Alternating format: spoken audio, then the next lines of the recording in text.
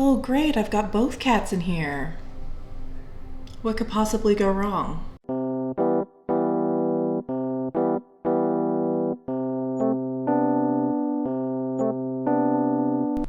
Hello, everyone, and welcome back to my channel, Just Another Struggling Writer, the beleaguered author's one-stop shop for commiseration and, hopefully, inspiration. My name is Carrie Scher, and I am just another struggling writer. Today's video is my channel's very first reading vlog, and for this vlog I have chosen Immortal Longings by Chloe Gong. This is Chloe Gong's adult fantasy debut and the third of her Shakespearean retellings. This one is retelling Antony and Cleopatra. This is my first time annotating like this, and I had a lot of fun doing it, and it gave me a lot of great material. I've got a lot of thoughts and feelings, so without further ado, let's get into the clips, and then afterward I'll have a full review. Hey everyone, quick reading update for you. I am finished with the first 3 chapters of Immortal Longings by Chloe Gong. And I've got some mixed feelings. I'm intrigued, but I've got to say the body hopping mechanic that's introduced pretty early on, where a person with a certain gene is able to leave their body and jump into someone else's and basically pilot it as if it were their own.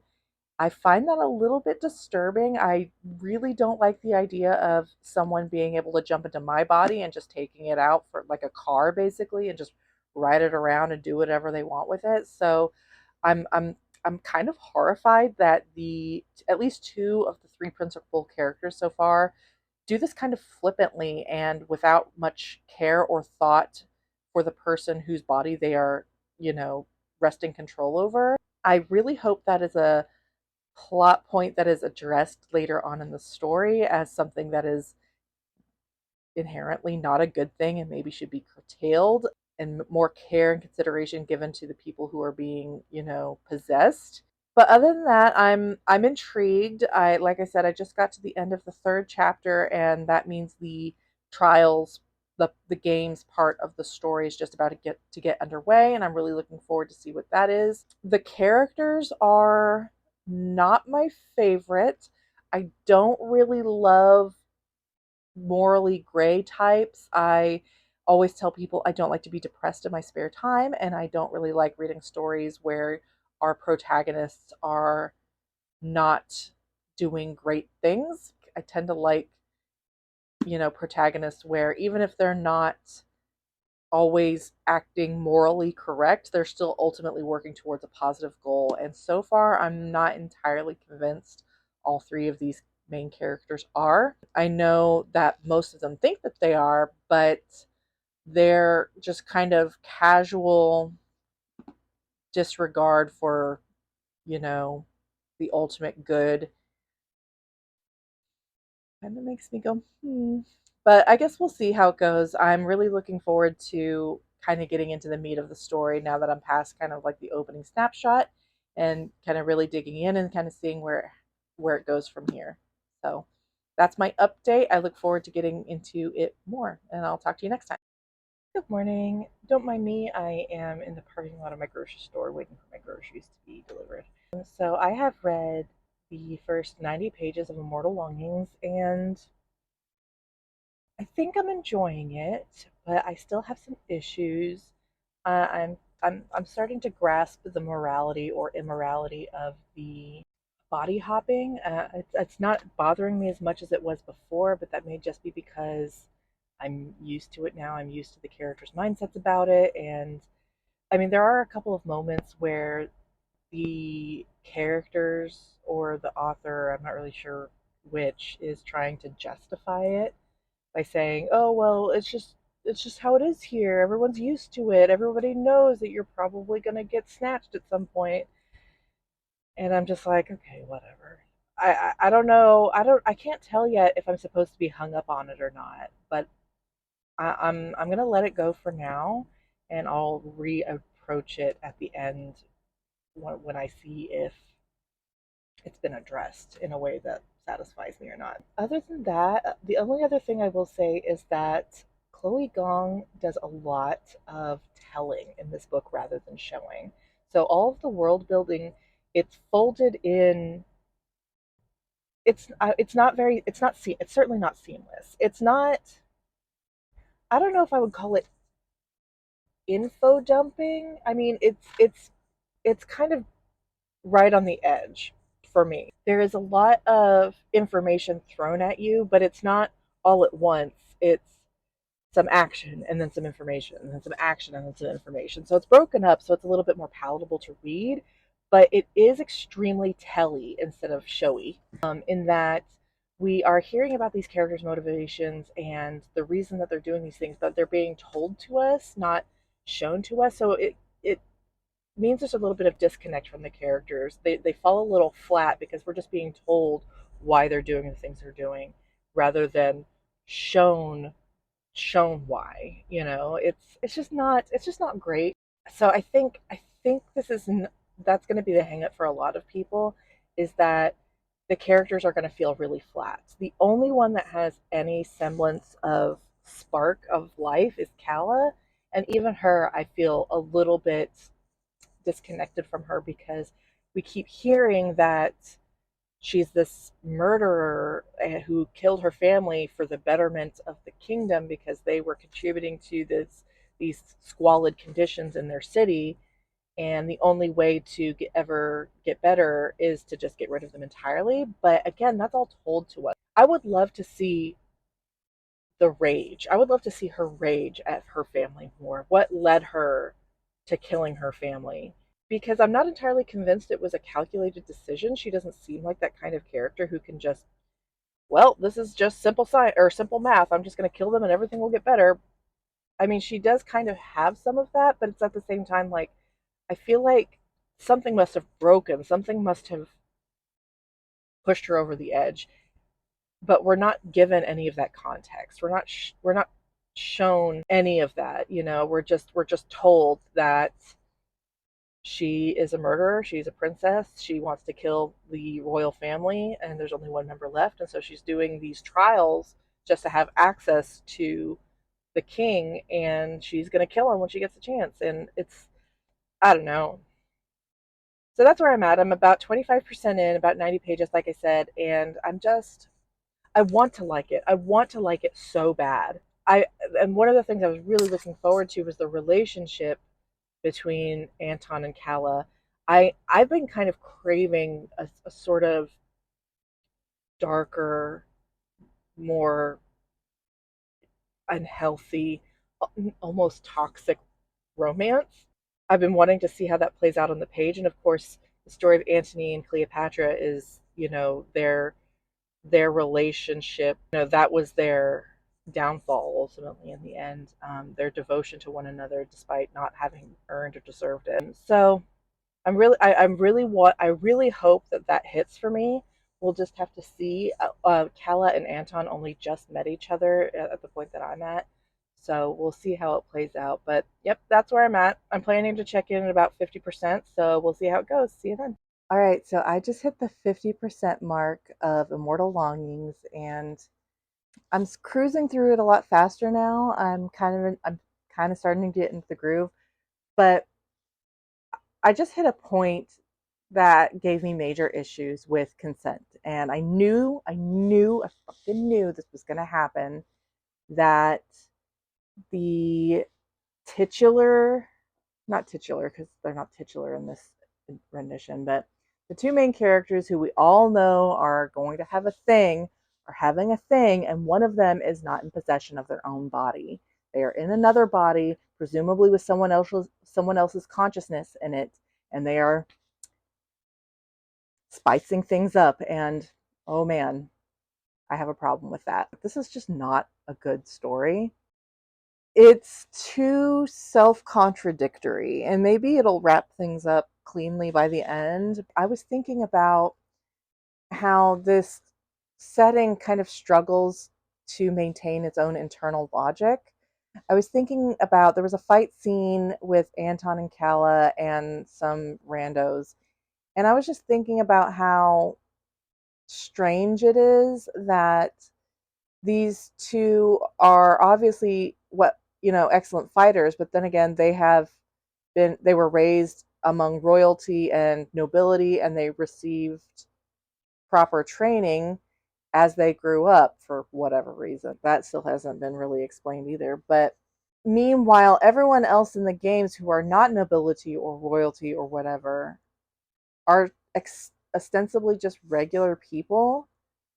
Where did they get their combat training? Like, some of them have really put Anton and Kala on the ropes, at least, you know, momentarily.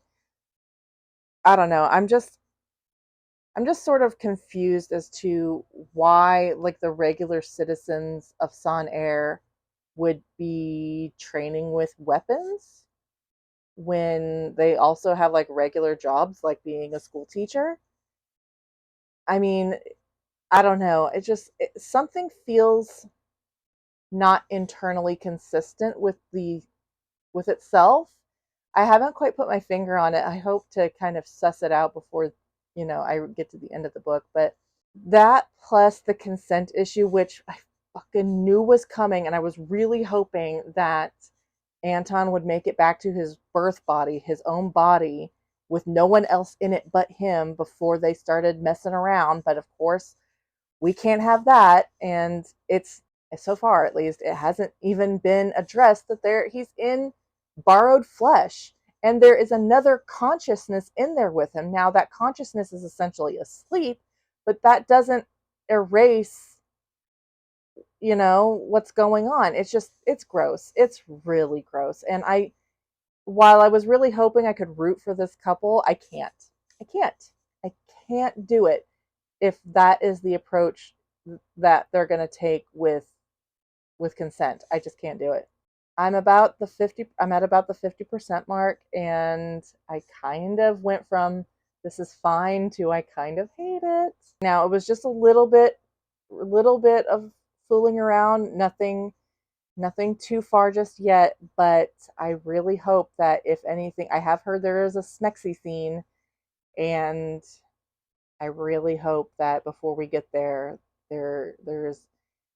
at least that Anton is in a body that doesn't have another consciousness in it. Those do exist in this world. Bodies that don't have someone else's key inside them. So I would be fine with him taking one of those bodies, and not necessarily his birth body, which is apparently under lock and key in possession of the palace. So it would be really unlikely that he can get it back. But man, we'll see. All right. I don't know when the next check-in will be. Usually when I hit the 65% mark, I binge read until the end. Typically, when I get to a climax or like the build up to the third act, I don't stop until I'm done. So I don't know that there will be another update until it's all over. But until next time. So I am now finished with Immortal Longings, and I hate to say it, but it did not get better. And before I go any further, let me just warn you that there will be minor spoilers for the rest of the book, and one major one, which I will, of course, tag so you can skip it, okay? It'll be super obvious.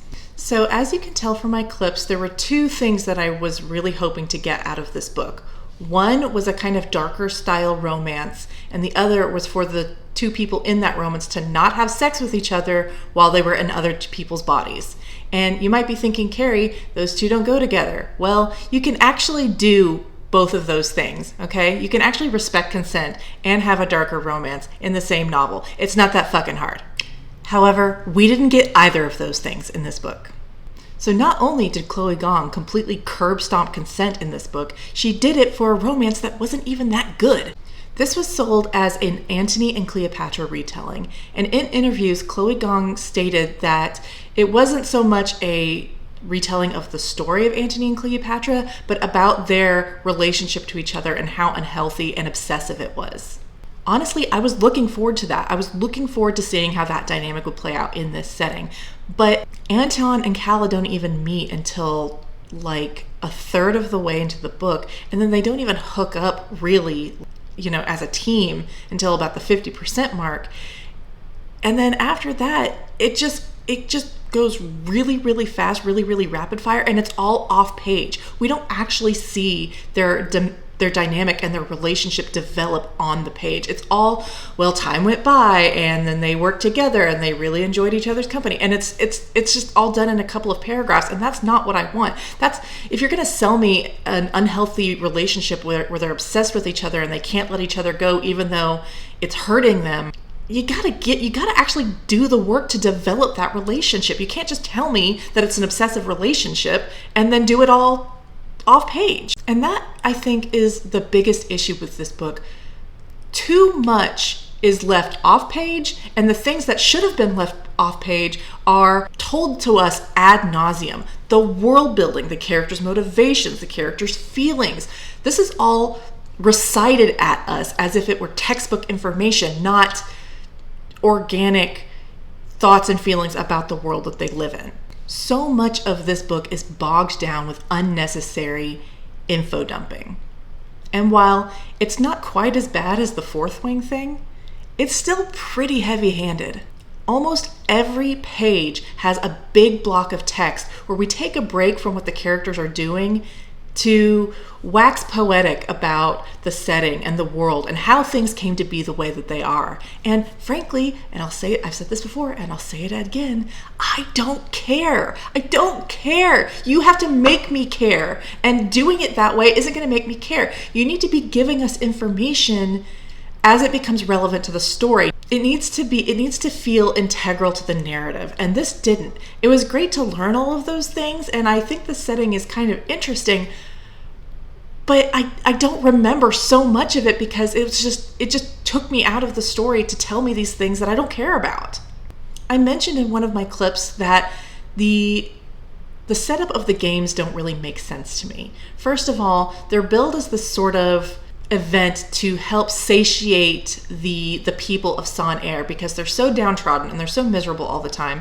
Basically, it's said that the games are meant to kind of satiate any bloodlust that they might give rise to and direct towards the palace. So instead they have these games so that people can watch them and, kind of cheer on the bloodshed, without directing it at the palace. And I'm sorry, that seems to me like bullshit. This isn't like the Hunger Games where you can see that dynamic played out.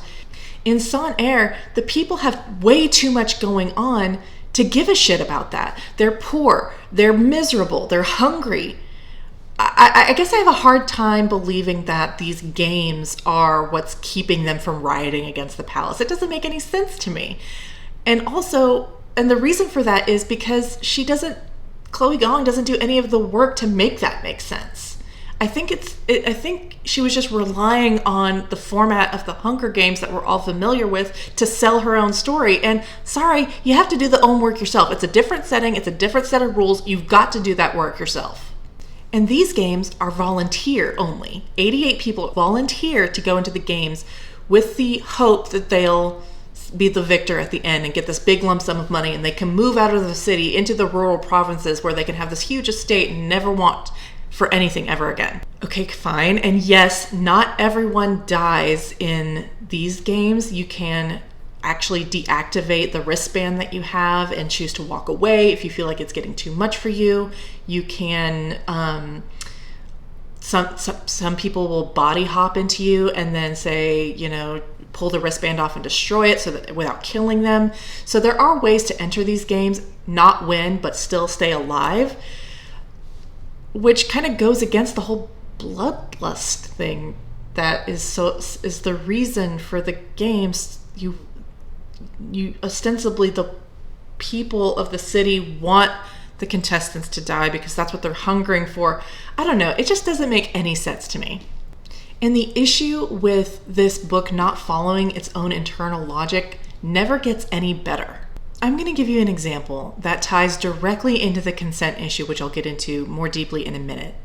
In this setting, people with a certain gene can jump into other people's bodies and basically take them over and possess them without the other person's consent. And this is explained numerous times throughout the narrative that this is totally normal. The people of the city and the wider, realm have just kind of accepted it as a fact of life, and no one really thinks of their bodies as their own flesh when it can be taken over at literally any time anyway. So That's kind of the approach that we are being told to take to this body swapping mechanic. However, on page 57, it says, being skilled at jumping creates a certain type of person that Son-Air knows well. Someone who cuts corners, someone who deserves to be taken down a notch.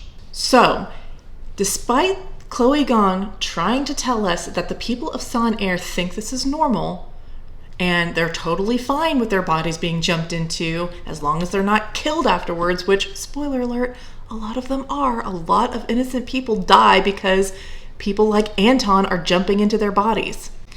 And yet, we have passages like that which say that people view the people who jump into other people's bodies as jerks and con artists and people who cut corners and deserve to be taken down a notch. So which is it? Is it normal? Is it fine? Are people really okay with this?